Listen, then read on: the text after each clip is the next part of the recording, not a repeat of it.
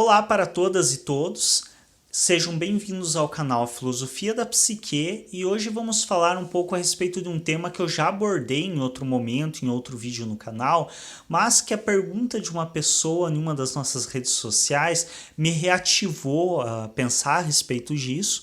E então resolvi gravar para vocês mais um pouco falando a respeito de alguns dos grandes nomes da humanidade e algumas coisas que eu penso relativo ao que são entendidos como os grandes gênios da humanidade. Primeira coisa que é importante deixar clara é que de modo algum eu estou tentando desmerecer esses nomes que realmente tiveram a sua valiosa contribuição para a sociedade, desenvolveram cada um aí na sua área suas teorias e foram altamente significativos para nós, principalmente para mim, que aprecio o conhecimento. Muitos deles são nomes aí do meu cotidiano, que eu costumo ler muito, estudar muito a respeito, mas também queria trazer uma reflexão a respeito de algo que normalmente é atribuído a essas pessoas como se eles tivessem tido grandes sacadas geniais do nada, de maneira espontânea, sem nenhum esforço. Então, quando a gente fala em nomes, como por exemplo, pegar alguns nomes da filosofia, como é o caso do Maquiavel, do Nietzsche, do Kant, e outros tantos nomes aí que nós temos, desde a antiguidade, Sócrates, Aristóteles, Platão, até os mais recentes, como o próprio Sartre, Michel Foucault. Quando a gente pega esses nomes, ou nomes, por exemplo, da matemática, como é o caso do professor Nash, ou como é o caso, por exemplo, astrofísicos como o Carl Sagan, ou então como o Einstein. Quando a gente pega esses grandes nomes, nos dá a sensação, às vezes, de que essas pessoas, elas desenvolveram uma teoria assim de uma maneira extremamente fácil e colocaram isso no mundo e são grandes gênios por isso. Primeira coisa que é importante a gente entender, eu já mencionei isso em outro momento, essas pessoas tiveram um grande esforço, um grande trabalho e muitas vezes pereceram por anos até serem conhecidas e chegarem onde chegaram. Além de terem tido diversas teorias que foram falhas, que foram errôneas, até chegar a uma ou meia dúzia de teorias que se tornaram famosas. O grande problema é que normalmente a gente fica conhecendo essas pessoas e sabendo delas através dos seus acertos. E o que é o problema disso? Quando a gente fica conhecendo elas a partir dos seus acertos, a gente perde de vista todo o esforço que elas tiveram, todas as tentativas que fizeram, todos os erros que cometeram antes de fato conseguir um grande acerto, antes de fato conseguirem desenvolver a teoria, elaborar a teoria que elaboraram. E isso muitas vezes nos leva a uma certa crença de que essas pessoas nasceram com um cérebro diferente, nasceram com alguma predisposição a serem grandes intelectuais, sendo que quanto mais eu estudo essas pessoas, a vida delas, mais eu percebo que tem muito mais de suor e sangue no que elas fizeram do que necessariamente de questões genéticas que predispuseram elas a isso. Vamos tomar como exemplo alguém que é muito próximo de mim, entre aspas, claro, próximo pela questão de estudá-lo muito, Freud. Então a gente pega Freud, a primeira coisa em relação à própria psicanálise, às vezes se perde de vista que, por exemplo, muitas dos conceitos psicanalíticos não foram construídos pelo Freud, mas sim por pessoas que estavam em torno dele, como a sua filha, Ana Freud, como o próprio Jung, como tantos outros colaboradores que ele teve ao longo da sua vida. Ele mesmo, inclusive, cita muitos deles e, inclusive, atribui muitos dos conceitos a eles, como é o caso do conceito complexo, que ele atribui sempre ao Jung, a questão das crianças, que ele sempre atribui mais a Ana Freud, que foi ela quem estudou mais a questão das crianças e chegou a atender crianças, coisas que Freud não fez. Aí a gente percebe já que, primeiro, essas pessoas elas ganharam destaque, o nome, porque elas encabeçaram um movimento, como é o caso do Einstein, como é o caso de tantos outros. Mas elas não trabalhavam sozinhas.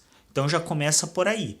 Eles podem até ter sido grandes pensadores, terem tido ideias muito geniais, mas essas ideias não surgiram também apenas deles. Eles tiveram muita ajuda para construir muitas dessas ideias. A outra questão é que, por exemplo, se fala que Freud, aos 12 anos de idade, ele já falava 6 línguas diferentes. E, de fato, com 6 anos de idade, ele já tinha um certo domínio aí de 6 idiomas. Agora, quando se fala isso, não se fala, por exemplo, que Freud comia no quarto, coisa que não era comum na época. Hoje a gente come no quarto, na sala, em vários lugares, mas na época era comum que as pessoas comessem juntas na sala de jantar. E o Freud ele costumava muito se alimentar no quarto. Por quê? Para não perder tempo. Então ele comia e lia enquanto comia. Ele passava 15 horas do dia dele, 16 horas do dia dele estudando. Isso não se contabiliza quando se diz que com 12 anos de idade ele falava 6 idiomas. E aí se pensa, mas hoje crianças com 12 anos de idade não falam 6 idiomas, muitas vezes nem mesmo falam 2 idiomas, mal falam o seu. O meu caso, com 30 anos de idade, não falo nem mesmo o inglês, que é tido como básico para a formação. Mas essas crianças que não falam outros idiomas não passam 15 horas do dia delas estudando. Então é preciso entender também todo esse esforço que se tem para se chegar onde essas pessoas chegaram.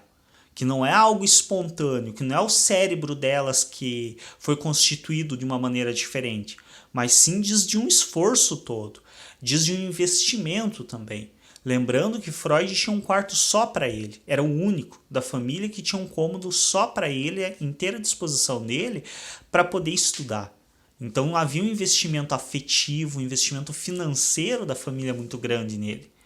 A mesma coisa, por exemplo, Mozart. Mozart é muito famoso também e utilizado como exemplo, porque aos 5 anos de idade Mozart compôs uma música, compôs uma sinfonia, não chegou a ser uma sinfonia, mas compôs uma melodia.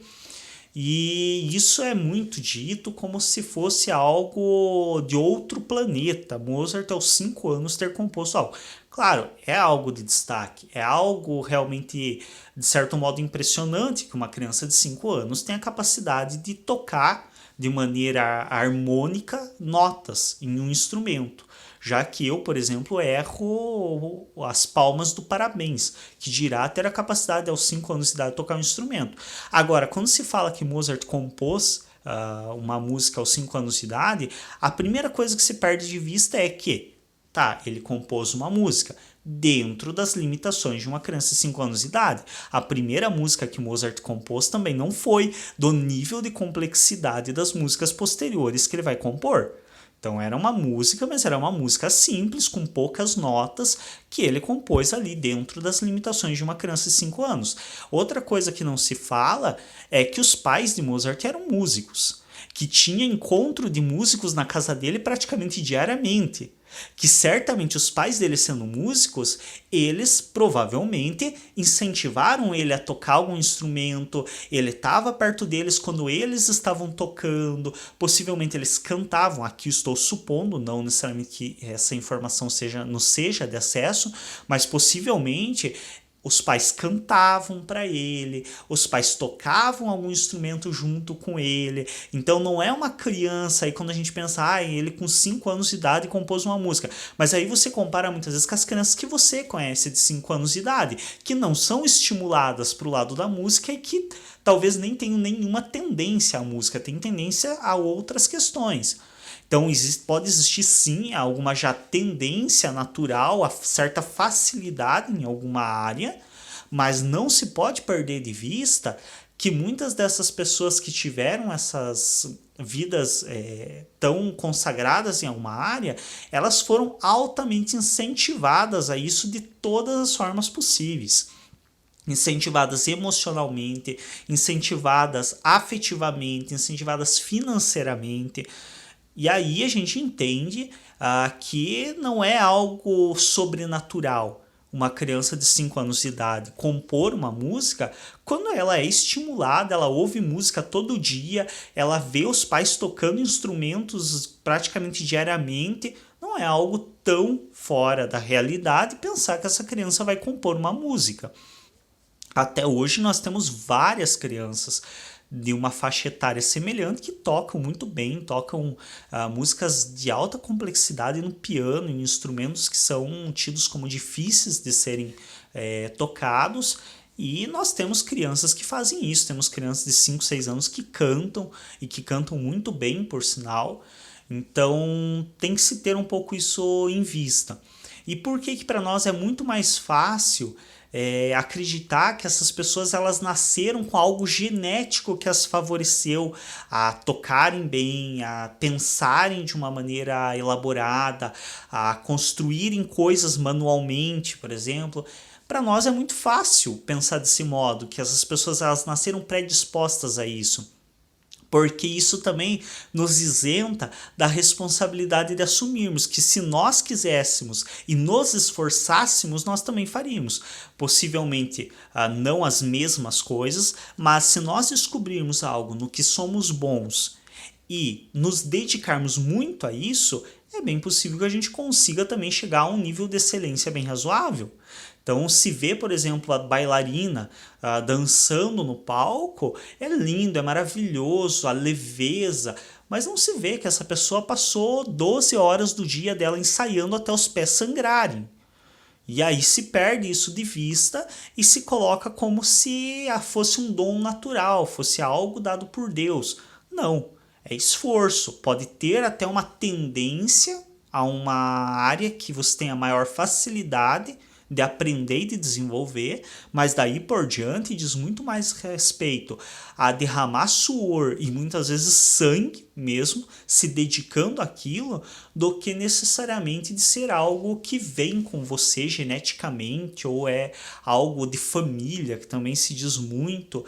Então é preciso se ter sempre isso em vista. Eu, por exemplo, não tenho nenhum dom para música.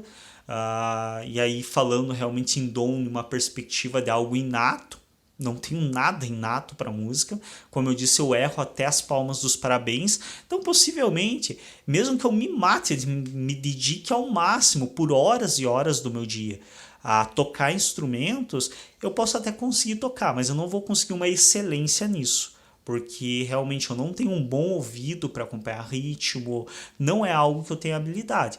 Mas, por exemplo, considero que eu tenho uma habilidade razoável, ao menos muitas pessoas dizem isso, para explicar coisas, para estudar. É possível que se eu dedicar horas e horas do meu dia a estudar, a dar aula, a explicar coisas, eu adquiro uma certa excelência nisso. E isso é com todo mundo. Então precisamos rever isso, parar de nos isentar das nossas responsabilidades e fingir que as pessoas que conseguem fazer coisas impressionantes têm algo de genético nelas e começar a admitir que pode até ter uma tendência natural, mas que isso diz muito mais a respeito de esforço delas e que nós não estamos dispostos a fazer esse mesmo esforço para chegar talvez próximo ou ter uma excelência próxima na área que nos é de maior facilidade. E a partir disso entender também que sim, essas pessoas elas são importantes, elas tiveram grande relevância para a sociedade, elas conseguiram desenvolver muitas coisas bacanas e interessantes, mas elas também tiveram muito esforço para isso. Não foi algo que simplesmente brotou do nada. É isso então, um pouco mais a respeito de um assunto que eu já havia tratado antes, mas que me veio a vontade de falar novamente a respeito. Espero que tenha sido proveitoso para vocês. Se inscrevam no canal, cliquem em gostei nos nossos vídeos, é muito importante para nos ajudar a destacar e para que os vídeos cheguem a mais pessoas. E até um próximo.